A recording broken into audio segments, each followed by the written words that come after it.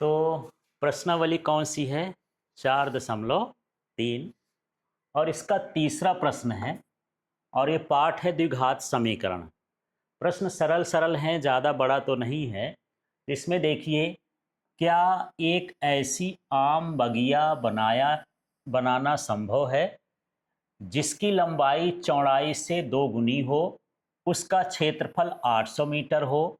यदि है तो उसकी लंबाई एवं चौड़ाई ज्ञात कीजिए। ये क्वेश्चन हो गया। इसी का इंग्लिश वर्जन में देख लेते हैं। Is it possible to design a rectangular mango grove whose length is twice its breadth and the area is 800 metre square? If so find its length and breadth. तो सबसे पहले तो हम इसका जो है क्वाड्रेटिक इक्वेशन बनाएंगे, वर्ग समीकरण बना लेंगे और उस समीकरण का विविक्त कर निकालेंगे। विविक्त कर से पता चलेगा कि ये संभव है कि नहीं है। यदि होगा तो फिर हल करके देखेंगे। ठीक है, तो जो इसमें न दिया हो उसको मान लेते हैं। माना। अब यहाँ क्या सोचना है कि लंबाई माने कि चौड़ाई माने। तो प्रश्न को पढ़ो तो क्या लिखा है? जिसकी लंबाई चौड़ाई से कितनी है? दो गुनी है। तो लंबाई दिया है, नहीं दिया? लंबाई दिया है, अच्छे से पढ़ो। लंबाई दिया है, बोलता है चौड़ाई की क्या है? दो गुनी है। तो क्या नहीं दिया? चौड़ाई। चौड़ाई पता होगी तो लंबाई हमको पता हो जाएगी। तो ऐसे सोचना है, जो बिल्कुल नहीं दिया है उसको मानना होता है। तो लंबाई में से और चौड़ाई में से किसको मानोगे? चौड़ाई मानोगे, है ना? तो माना आम के आयताकार बगिया की चौड़ाई बराबर कितना है? x। और ये मीटर में दिया है ना, इसलिए यहां पर लिखेंगे x है मीटर। ठीक है, जब चौड़ाई x है तो लंबाई कितनी होगी बताइए? लंबाई बोलता है चौड़ाई की कितनी है? दो गुनी है। लिखता है ना, लंबाई चौड़ाई की कितनी है? दो गुनी है। इसलिए यहां पर क्या लिखेंगे? 2x। तो यहीं पर आपको ज़्यादा सोचना है कि किसको मानना है किसको नहीं मानना है। तो यहाँ पर लंबाई एक तरह से दिया है कि चौड़ाई का दो गुना है, चौड़ाई नहीं दिया है तो उसको x मान लेंगे। ठीक। अब यहाँ पर दिया है उसका क्षेत्रफल 800 मीटर स्क्वायर, ही मीटर स्क्वायर में लिखना है। ठीक। तो क्या होता है यार, आयत का क्षेत्रफल क्या होता है? सूत्र तो हम जानते हैं, लंबाई गुणे चौड़ाई बराबर क्या होता है? आयत का क्षेत्रफल। ठीक है ना? यहां लिख देंगे, हम जानते हैं। अब यहां लंबाई की जगह लंबाई का मान रख देते हैं, चौड़ाई की जगह चौड़ाई का मान रख देते हैं। तो लंबाई का मान देख लो यहां पर कितना है, यहां से देख लो लंबाई का मान कितना है? 2x। यहां मीटर भी लिखेंगे तो लंबाई की जगह क्या लिख देंगे? 2x। इसके बाद यहां पर हो गया चौड़ाई। चौड़ाई की जगह क्या लिखोगे? यहां मिला लो, क्या हो गया? x। फिर है आयत का क्षेत्रफल। तो रेक्टेंगल का क्षेत्रफल कितना है? इसमें कितना दिया है? 800। तो 800 लिख लिए। ठीक। इसका गुणा कर देंगे तो कितना हो जाएगा? 2x स्क्वायर बराबर कितना हो जाएगा? 800। दो से दोनों कट जाएंगे ना, तो जब दोनों दो से कट जाएंगे तो x स्क्वायर बराबर कितना हो गया? 400। यहाँ लिख देंगे 2 से भाग करने पर। ठीक है, इसका पक्षांतर कर लो, एक्स स्क्वायर माइनस 400 बराबर कितना हो गया? 0। ये वर्ग समीकरण है कि नहीं है? वर्ग समीकरण है कि नहीं है? ये क्वाड्रेटिक इक्वेशन है कि नहीं है? है। इसकी घात भर हमको देखना है। एक्स नहीं है उससे मतलब नहीं है, एक्स स्क्वायर होना जरूरी है। ठीक है, अब हम इसकी क्या करेंगे? व्यापक समीकरण। क्या होता है व्यापक समीकरण का सूत्र? A x square plus B x plus C बराबर 0 से तुलना करने पर। तो जब हम इसका कंपेयर कर देंगे तो ए का मान बताओ जो एक्स स्क्वायर के साथ है। ए बराबर कितना होगा? 1। ठीक है, b का मान बताओ जो x के साथ है। इसमें तो x है ही नहीं, जब है ही नहीं इसका मतलब b का मान क्या मानोगे? 0। तो यहाँ b बराबर कितना हो जाएगा? 0। ठीक है, अब c का मान देखो, जो ये प्लस c है, यह -400 है, तो c बराबर कितना हो जाएगा? -400। ये हम ABC का मान निकाल लिए। इतना निकालने के बाद हमको यहाँ पर निकालना है क्या? विविक्त कर। क्या निकालेंगे? विविक्त कर, डिस्क्रिमिनेंट, विविक्त कर। तो विविक्त कर d बराबर क्या होता है सूत्र? b² - 4ac, ये सूत्र होता है। इस सूत्र में सब कुछ मान रखते हैं। d बराबर, b का मान कितना है? 0, तो यहाँ पर 0 का क्या कर दिए? स्क्वायर, -4। a का मान बताओ कितना है? हाँ, तो यहाँ पर 1 हो गया। c का मान कितना है? -400, तो -400 कर दिया। ठीक है, तो ये हो जाएगा d बराबर, ये भी माइनस है, ये भी माइनस है, और 0 का तो कुछ मतलब नहीं, तो 0 भी हटा देता हूँ, माइनस माइनस प्लस कर देता हूँ, तो d का मान कितना आ गया? 1600 आ गया, है ना। 4 में 4 का गुणा करोगे 1600 आ गया। अब ये d का मान शून्य, धनात्मक आया कि ऋणात्मक आया? धनात्मक आया, मतलब जी जो d है वो शून्य से बड़ा है। अतः यह है मूल वास्तविक तो है, लेकिन क्या बगिया बनाना संभव है, ये पूछता है। तो यहाँ मूल क्या है? मूल क्या होंगे? मूल वास्तविक होंगे। वास्तविक और कैसे होंगे? वास्तविक और भिन्न होंगे। अतः बगिया बनाना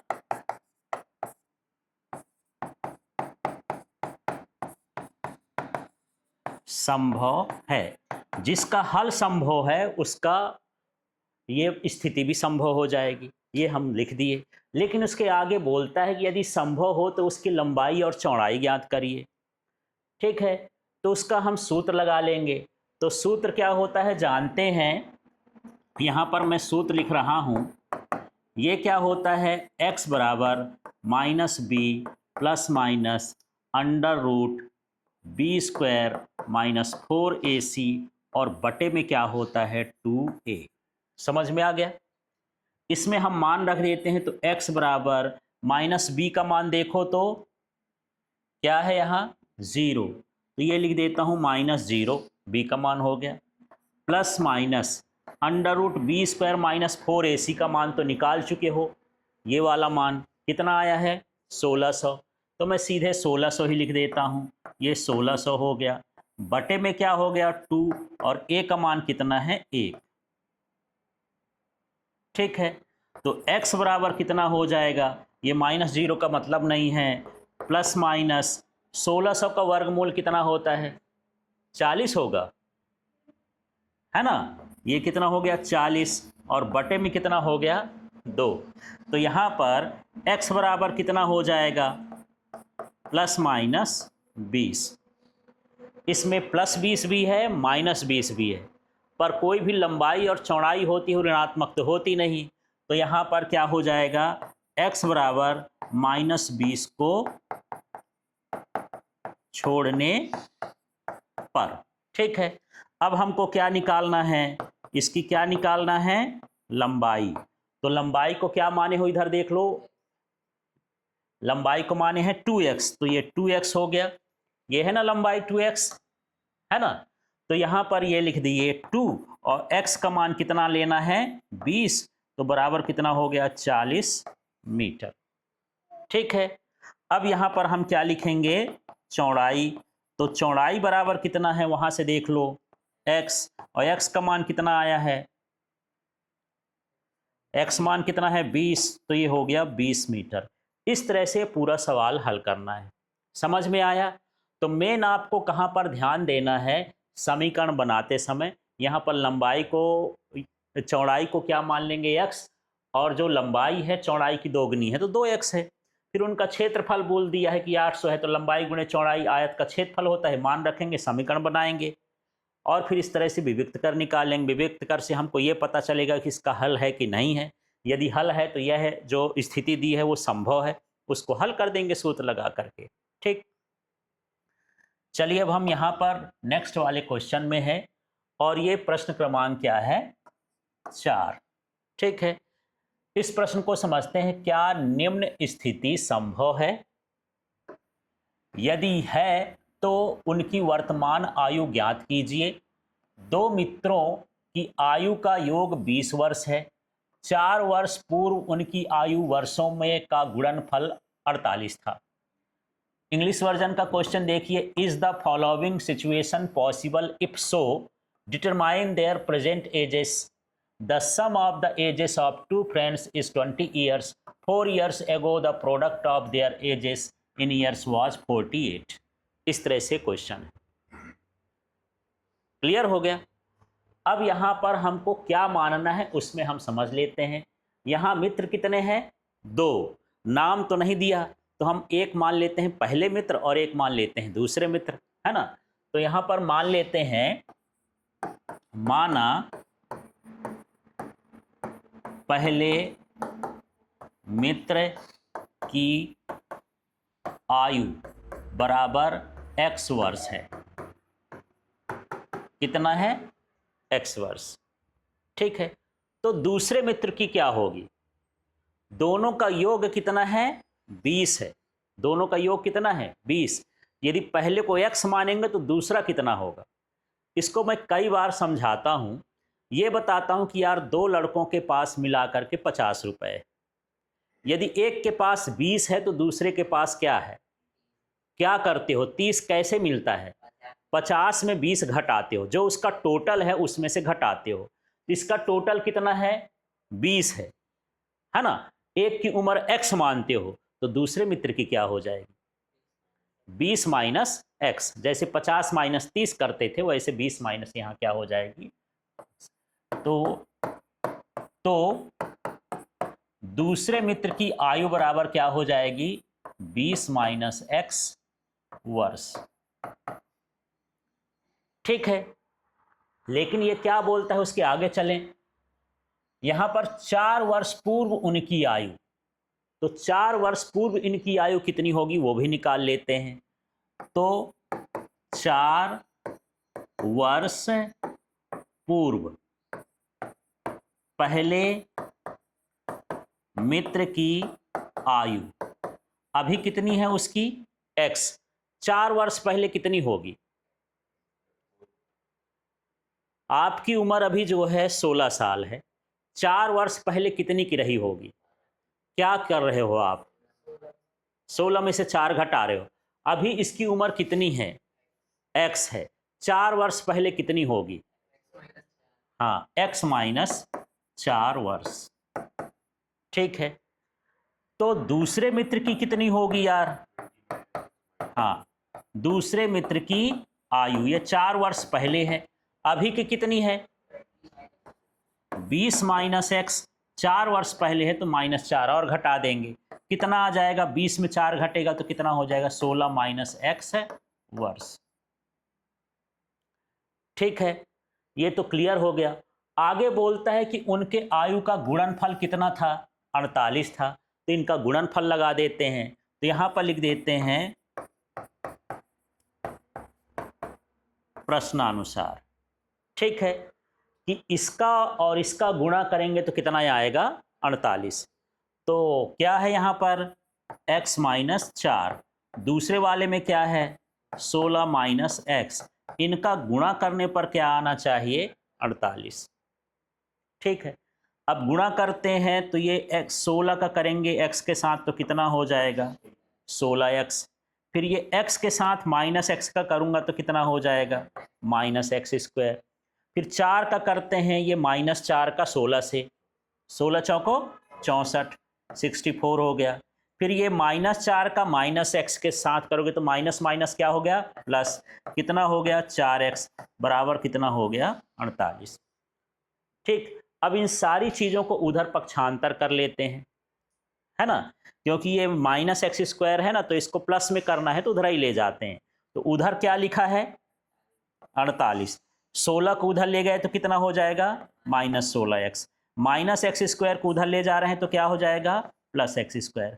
-64 को उधर ले जा रहे हैं तो क्या हो जाएगा, +64। +4x को ले जाएंगे तो क्या हो जाएगा, -4x। बराबर 0, चाहे इधर लिख दें चाहे उधर लिख दें, इस तरह से आपको पक्षांतर कर लेना है। ठीक, अब पक्षांतर करने के बाद इसको और थोड़ा सा जमाओ यार। देखो इसमें सबसे बड़ी घात को पहले लिखते हैं, तो बड़ा पावर कौन है यहाँ पास, x², तो यहाँ x² लिख लिए। फिर x वाले देखो तो ये -16x और -4x, कितना हो गया, माइनस माइनस जुड़ेंगे ना, -20x। बहुत टाइम लगाते हो जोड़ने में। अब यहाँ पर ये 48 है और +64 है, दोनों प्लस प्लस में है, जुड़ेंगे कि घटेंगे, तो 8 4 12 हो गया, 6 4 10 और 1 11, 112 हो जाएगा। तो यहाँ पर हो जाएगा +112 बराबर कितना हो जाएगा, 0 हो गया। इस तरह से हमारे पास ये समीकरण आ गया। अब इस समीकरण की हम क्या करेंगे, व्यापक समीकरण। व्यापक समीकरण कौन सा है यार, ax² + bx + c बराबर क्या है, 0 से क्या करना है, तुलना करने पर। तो यहां तुलना करेंगे तो आपको ये देखना है कि x² के साथ क्या है, इसमें यहां a है लेकिन इसके साथ क्या है, कुछ नहीं है, तो क्या है, 1। फिर यहां पर x के साथ क्या है, b। यहां x के साथ क्या है, -b। यहां इसके बाद क्या है, c। यहां उसकी जगह पर क्या है, 112। इस तरह से ये कर लिए। जब हम ये तुलना कर लेंगे तब हमको क्या निकालना है, विविक्त कर। क्योंकि विविक्त कर से ही हम बता सकते हैं कि ये जो शर्त दी है, ये जो प्रश्न दिया है, सही है कि गलत है, कि ऐसे बना दिया है, तुक्के जैसे है। ठीक है, तो विविक्त कर का सूत्र क्या होता है, d बराबर b² - 4ac। डिस्क्रिमिनेंट है, इसमें b का मान देखो कितना दिया है, यहाँ -20 का ये स्क्वायर कर दिए, -4 हो गया। a का मान यहाँ पर मैं 1 लिख दिया, c का मान क्या लिख दिया, 112। 20 में 20 का गुणा करो, कितना होता है, 400, है ना। तो ये कितना हो गया, 400 माइनस, अब 4 का गुणा 1 में करेंगे तो 4 ही आएगा। फिर जितना आएगा 112 में कर देंगे तो 4 दूनी 8, 4 1 कम 4, 4 1 कम 4। तो जो यहाँ d का मान आया, ये क्या बचेगा यार, ये बड़ी संख्या है छोटी संख्या है, बड़े में छोटे को घटाओगे तो 48 आएगा, माइनस है तो कितना हो जाएगा, -48। ये निगेटिव आया कि पॉजिटिव आया, है ना। तो यहाँ पर हम देख रहे हैं, ये वाला भाग मैं अब यहाँ पर कर दे रहा हूँ, ठीक है ना। यहाँ आ रहा है d <0, 0 से छोटा, निगेटिव माने 0 से छोटा है ना। तो इसके मूल वास्तविक होंगे कि नहीं होंगे, वास्तविक नहीं होंगे। लेकिन हमको ये नहीं बताना था कि इसके मूल वास्तविक नहीं होंगे, हमको ये बताना था कि क्या यह स्थिति संभव है। तो लिख देंगे, यह स्थिति संभव नहीं है। ठीक है, इस तरह से इसका सवाल करना। तो समीकरण बनाओ, समीकरण बनाने के बाद उसका व्यापक समीकरण से तुलना करो, विविक्त कर निकालो, विविक्त कर से ये पता करो कि इसका हल हो रहा है कि नहीं हो रहा है। यदि हल हो रहा है तो ये सवाल सही है, स्थिति सही है, और नहीं हो रहा तो स्थिति सही नहीं। ठीक है, अब चलिए इसका अगला क्वेश्चन देखते हैं। ये हमारे पास उसी प्रश्नावली का 5वां प्रश्न है। प्रश्न क्या है, क्या परिमाप 80 मीटर तथा क्षेत्रफल 400 मीटर के, क्षेत्रफल मीटर स्क्वायर में रहेगा, कि एक पार्क को बनाना संभव है? यदि है तो उसकी लंबाई एवं चौड़ाई को ज्ञात करिए। ये वर्ग समीकरण वाले हैं, इनका वर्ग समीकरण बनाना है। फिर इसका हमको क्या निकालना है, विविक्त कर निकालना है। उससे पता लगेगा कि इसका हल है तो ये स्थिति संभव है, और हल नहीं होगा तो संभव नहीं है। इसका इंग्लिश वर्जन का क्वेश्चन देख लेते हैं। Is it possible to design a rectangular park of perimeter 80 metre and area 400 metre square, if so find its length and breadth. ठीक है, तो इसमें चौड़ाई दिया है कि लंबाई दिया है, क्या अननोन है। तो ऐसे पढ़ोगे तो दोनों पता नहीं है, इसलिए यहाँ पर किसी को भी हम मान लेते हैं कि ये लंबाई है। ठीक है, तो यहाँ पर मान लेते हैं, माना आयताकार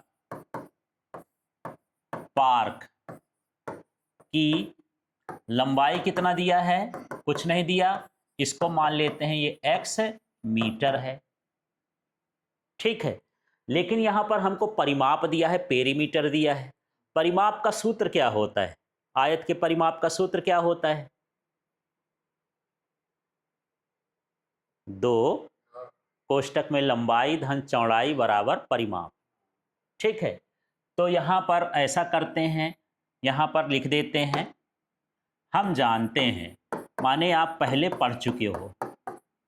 ठीक है, भले नहीं जान रहे हो, माने पढ़े नहीं हो ढंग से।